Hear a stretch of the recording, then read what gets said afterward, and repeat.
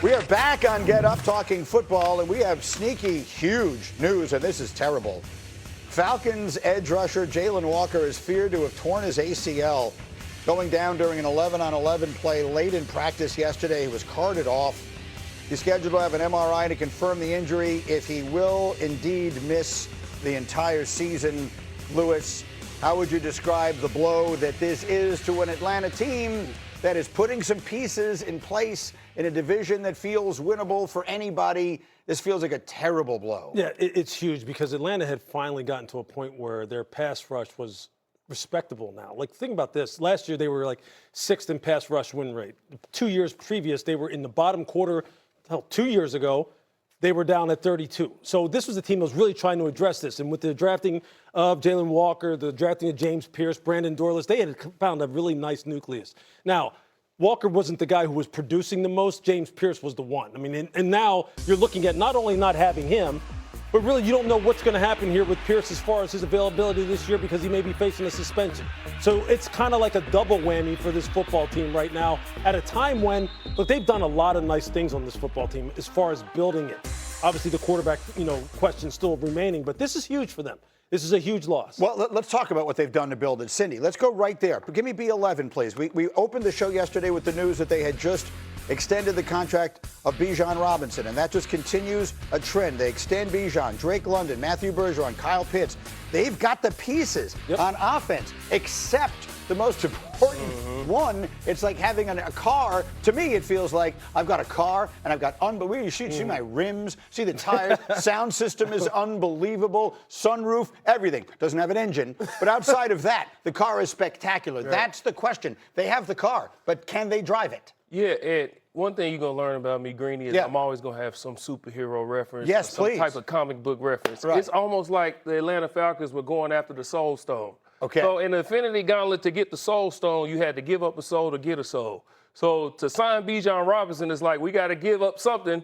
So Jalen Walker gets hurt, but we get Bijan Robinson. It's like, well, we didn't want to go soul for soul. We need them all. Right. But the way they're building this team, I believe they're building it properly, but they need the quarterback. And Lewis talked about this earlier. It's not like they didn't go after the quarterback. It's getting the right quarterback to put this thing all together because the pieces are there. Yeah. How many souls does it take to get a quarterback? I mean, a lot. Because they got to give them all up. Yeah. Man. I mean, I got to say, like, I know we're all saying, like, oh, they got the pieces. That's the easy part. Paying those guys, honestly, is the easy part. Like, those are all top-end contracts. The hardest part is finding the quarterback, and I know it's not as easy plug and play when you're a pretty good team. That's going to be the biggest hurdle that the Falcons face. They're not going to be a bad team. Yeah, there's no doubt. But see, look, the fact of the matter is the previous regime thought that Michael Penix was the guy. Now, had he turned out to be the guy, we'd be having a totally different discussion. I mean, if we would be Jeff. I mean, they made the attempt. They drafted him when they had Kirk Cousins in the fold, and even they'd already guaranteed him $100 million.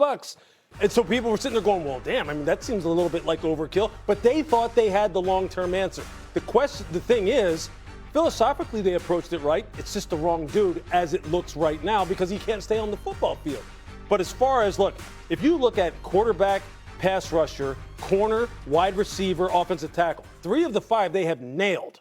Absolutely nailed. They're strong down the middle. They have both of their guards locked up to long-term contracts. They have one of the best secondaries in the NFL. They have a stud wide receiver. They have a tight end who control the middle of the field.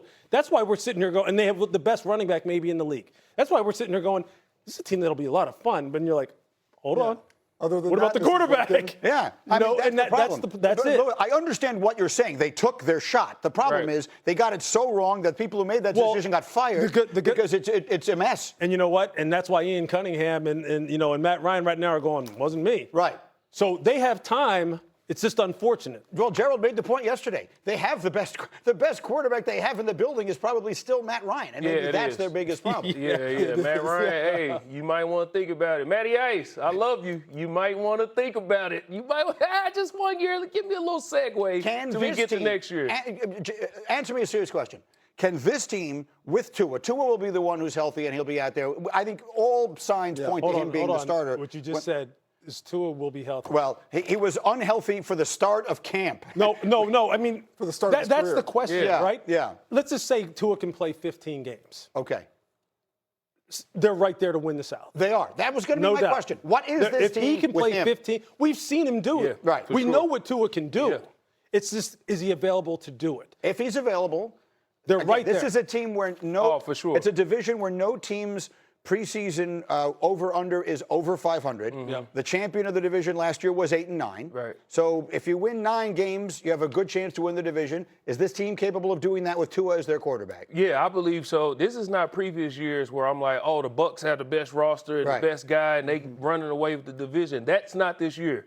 If Tua is healthy, Atlanta Falcons can win this division. Guys, I mean, I live down in South Florida. Hearing the words "if Tua is healthy," like, Right, I'm not right. trying to pile on, Right. but it is like a brutal phrase to state Of course in it South is. Florida, and it's not just because anybody, even the people who were supportive of Tua at the end, it's still you couldn't get past that for the reason that the proof was in the pudding. And so then there's Michael Penix, and I don't know that anyone is counting on that either. But that's a low number. I mean, 6.5 course. wins for a team that has this many good players on it. That feels like a very low number to me. Yeah, look, let's just say, I don't know. I don't know what the over/under is on Tua, as far as number of games that he would play. Let's just say Tua can play somewhere between 12 to 14 games. They're going to win more than 6.5. I think Sure. so. They'll win more than Hey, that. guess Yeah, they what? will. Guess what that means? They're not going to get the quarterback in next year's draft either. Well, that's the other point. Is one like So you're at saying what you want point- him to tank? Well, no, I'm not. I'm just saying that's what makes this That's what you're so saying. hard. you don't want them to do it, but you never know if accidentally doing it might not be their best bet. Hey, I want to show you something else yesterday. C.D. Lamb at practice wearing what I think is a beekeeper's net. Lewis, can you explain what this drill is? I guess he just wants to obstruct his view a little bit, I don't know. He wants to use the force to catch the ball. G-Mac, you got a superhero analogy no, from here? you just try and find a way to separate yourself to make things more difficult. Yeah. I used to wear Yeah. a weight vest in the offseason during OTAs and stuff because we couldn't wear pads, but I'm wearing something underneath my hoodie to make it more game-like. And if he feels like the sun is going to be in his face, this is helping him, I Okay. guess, gain the advantage. Is that like a that. shot at the window at Jerry's World? We got It George- definitely is. We also have George Pickens trying the same workout and not quite as successful. Yeah, he said, yeah, I'm good. Before eventually giving up. He couldn't get the damn thing on over his helmet. That seemed to be the problem. Now he's got it. Oh! Now he got. I know what I am. And a visor? Yeah, nah, I'm good. Yeah, I'm playing on the tag. I can't have this video out there. Okay, if I can't catch it, a beekeeper. That's exactly It's it. going to hurt my leverage. Yo, man, I'm on the tag, bro. The quarterback countdown is on in Cleveland. The clock ticking. Will it be Shador or Deshaun? The coach has made a decision. You'll hear what it is. Plus, this is a great story. 2 brothers, 2 unforgettable blasts. A coincidence too good to be true, but it is. Don't miss this. Next. That's pretty good, Grady. It's good. He's like, yo, I'm on the It's tag. on the tag. I'm on the I tag. can't put this